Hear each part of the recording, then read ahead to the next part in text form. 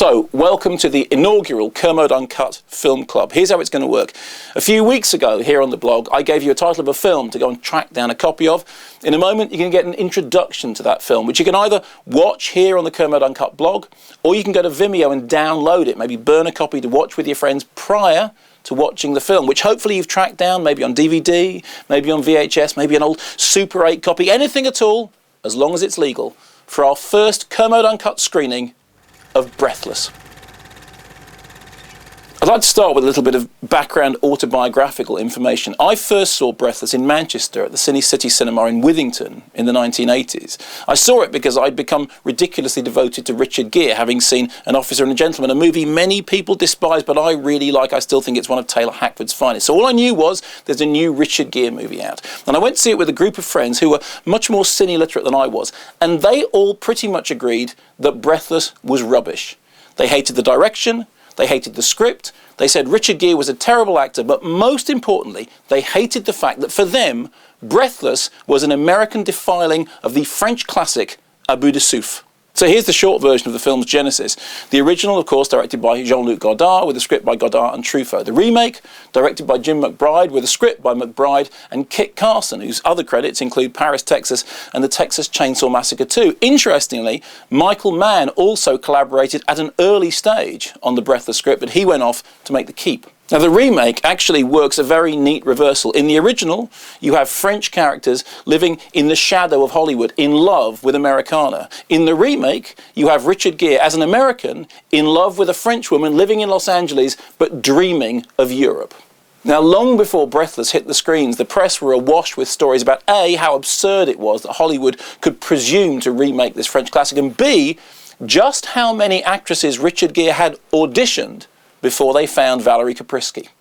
As for Gere himself, he plays Jesse Lujack, a not-so-young tearaway on the run after a fatal confrontation with the police, a man with a love of the Silver Surfer, little baby Porsches, terrible trousers, and Jerry Lee Lewis. Jim McBride would, of course, later go on to direct his very own biopic of Jerry Lee Lewis, Dennis Quaid starring as the killer himself in Great Balls of Fire. McBride is probably still best known for The Big Easy, but interestingly enough, the film to which Breathless is closest is a made-for-TV film called The Wrong Man, a strange, sleazy, borderline erotic thriller that got no attention over here, but actually is a bit of a creepy treat.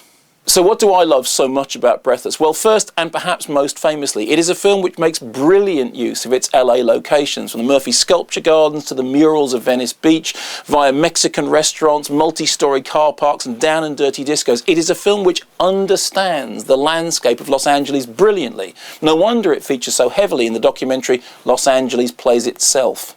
Secondly, it's a film which really understands pop music and pop culture. Think about it. Nowadays, in the days of Quentin Tarantino and Kevin Smith, it's completely everyday for a central character to be obsessed by comic books. But back then, the idea that your hero could be up to his neck in the world of the Silver Surfer was really quite radical. Now, it looks contemporary. Back then, it was mocked as foolish.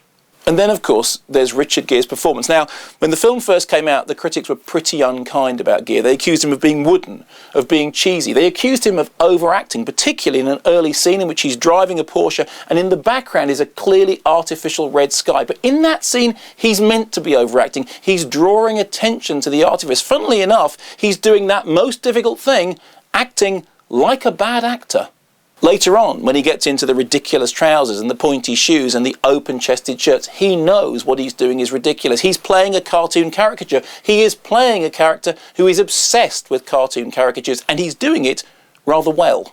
Now, interestingly, some more insightful critics did get this. Roger Ebert, for example, said, "I thought Gere was deliberately repugnant, but in an interesting way. He plays a character so conceited, so self-absorbed, and, I'm afraid, so dim-witted that there's no opportunity to ever really care for him or about him." Well, I cared about him, but more importantly, I cared about the film. I cared about its audaciousness. I cared about its inventiveness. I cared about its extraordinary pop jukebox soundtrack, which went from The Pretenders to Mink DeVille to Link Wray and then Dexy's Midnight Runners. I cared about its sense of fun.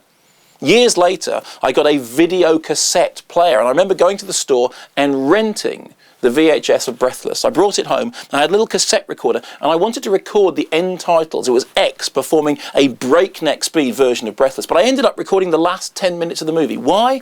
because I wanted to hear them over and over again. In the days before anybody had video libraries, I had 10 minutes of Breathless on a cassette. That's how much I liked the film. In his review of the film, influential New York Times critic Vincent Canby said, "They could have done a lot worse, and I mean that as praise." Well, in my opinion, it's hard to see how they could have done much better. I love Breathless. If you ask me to choose between Breathless and A Bout de Souffle, I will choose Breathless every time. But now I want to know what you think. Let me know what you think by posting your comments on my BBC blog, bbc.co.uk/Mark Kermode. Let me know whether Breathless left you gasping or sighing.